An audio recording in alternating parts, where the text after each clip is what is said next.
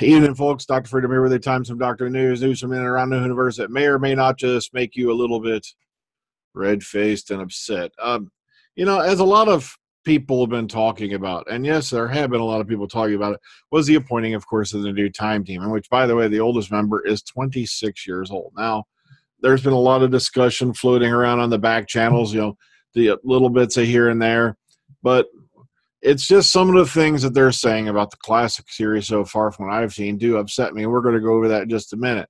Now, I'm not going to jump up and down and say we should get out torches and pitchforks and storm their houses.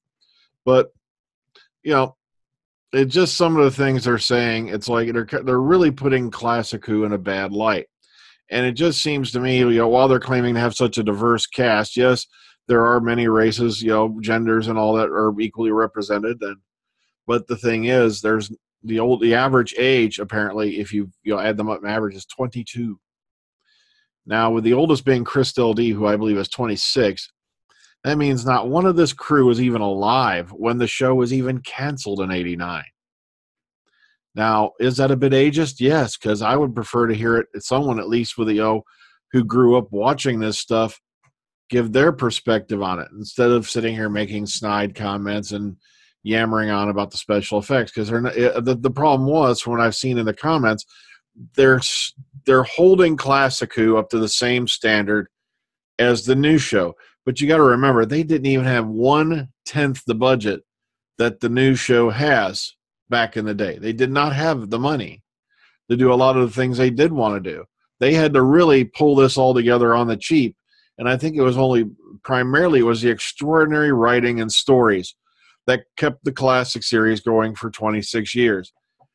Whereas, you can do more like action, more sci-fi, more CGI, related stuff in the new era. But okay, but before we go into all that, great, I just lost my message. Why? Because I'm a moron. Hang on, I'm gonna have to pause this so I get it back. Okay, so sorry, technical difficulties. So, like I said, a lot of weirdness going on. Let's go to all right, let's do a couple of pit stops. We're just basically going to be doing a lot of jumping around on Twitter, a little bit on Facebook today, because there isn't a whole lot going on, as far as major pages wise at this moment. But there is a lot of little nifty things that have been bouncing around. So let's go into it. Let's get onto it. Let's ride the freedom train. What I love is, now you'll notice how lately there's been an outbreak by certain people, and you know who you are, trying to smack dislikes on the Omega Files thing and all that. Well, guess what, Bubsies? This week's Omega Files over on Hoovy and Zamino scored 54 likes. And by the way, I just went back and rechecked it a little while ago, and it's upwards of 60 now. So when you sit there and you waste your time jerking yourself, touching that down thumb button, you aren't doing jack squat, because right here's proof of the pudding, baby. So keep wasting your time. We're going to keep making videos, and I just love making you squirm in your little chair, because I know exactly who's doing it. But, well, moving on. Let's go to the more positive stuff. Well, maybe not.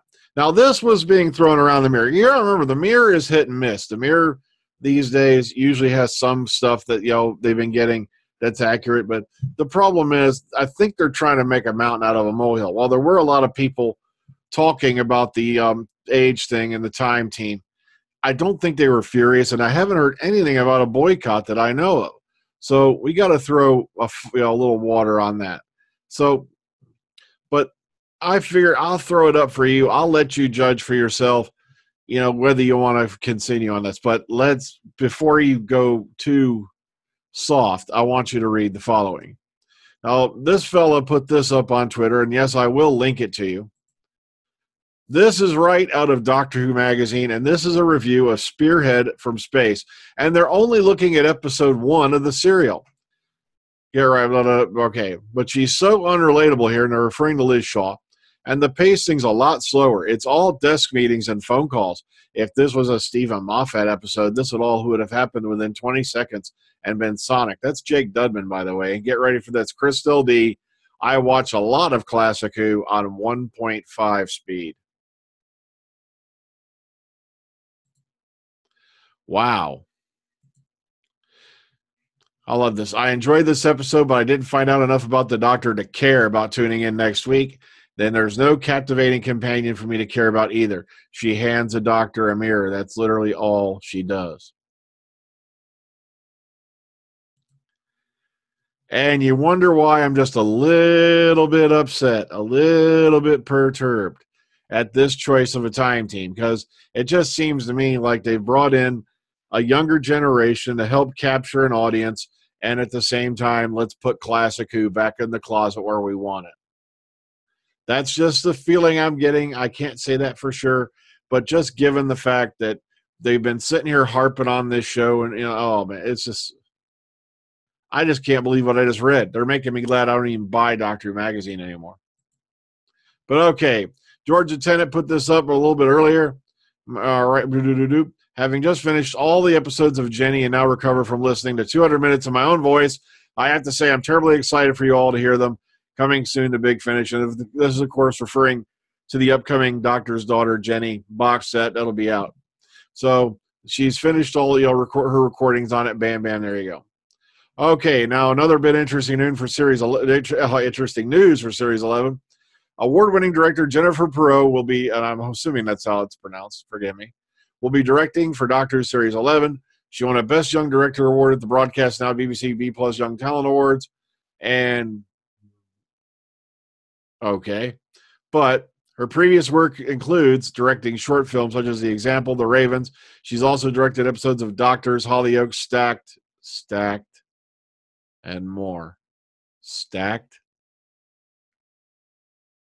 Okay, so far, the directors of the new series of Doctor Who include Jamie Childs, Mark Tonderay, Sally Alperhamian, and now Jennifer Perrault. So a little bit more getting out there, nothing major.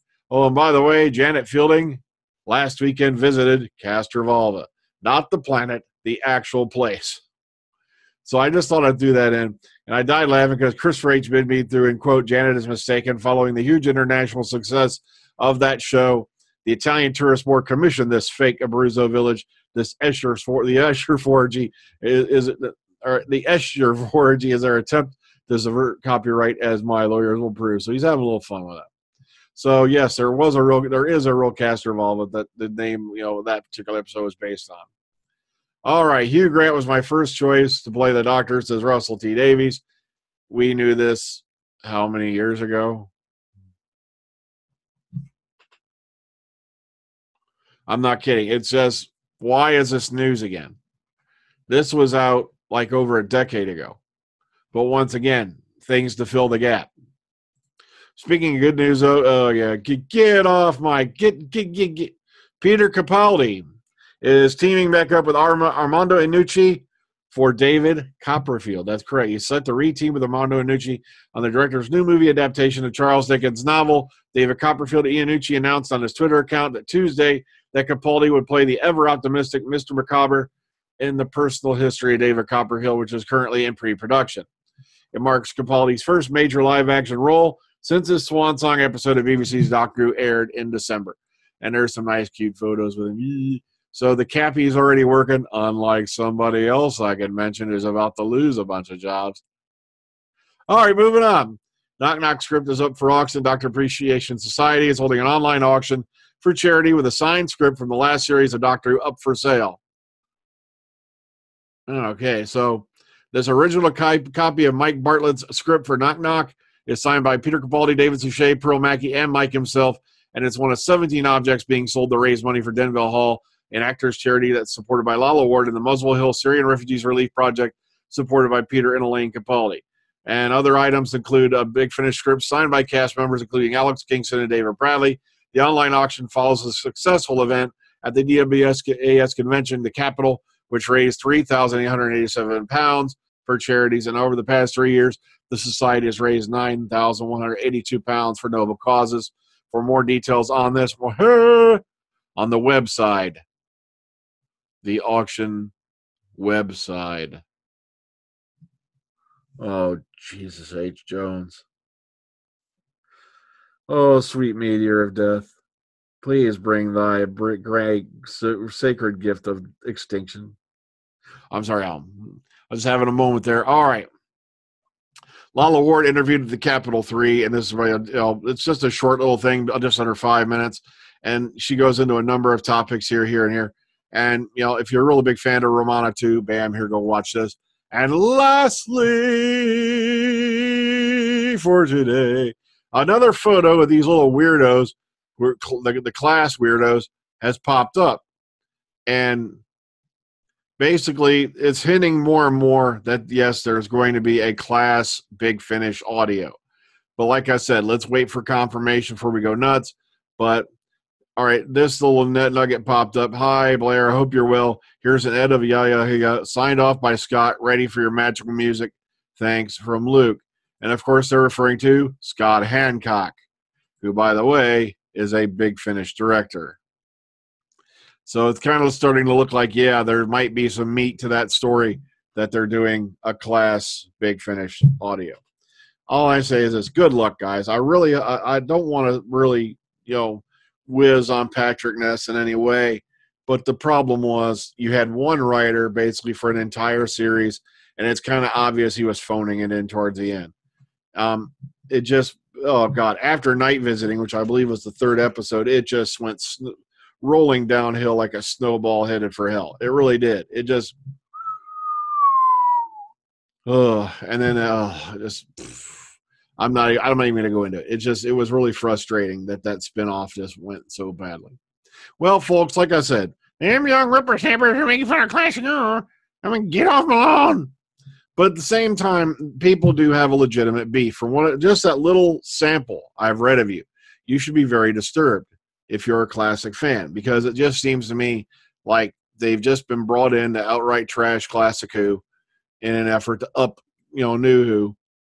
And also, like I said before, Day of the Doctor, aka Era of the Zygons, as we call it here, is proof enough they don't give a flying rat's ass about classic fans anymore. They just don't. You can hate me, you can dislike me, but sorry, that's my opinion. That's what I walked away with it from. But okay, take care. Ta-ta. Enjoy the rest of your day. See you on the flip side. Have a good one.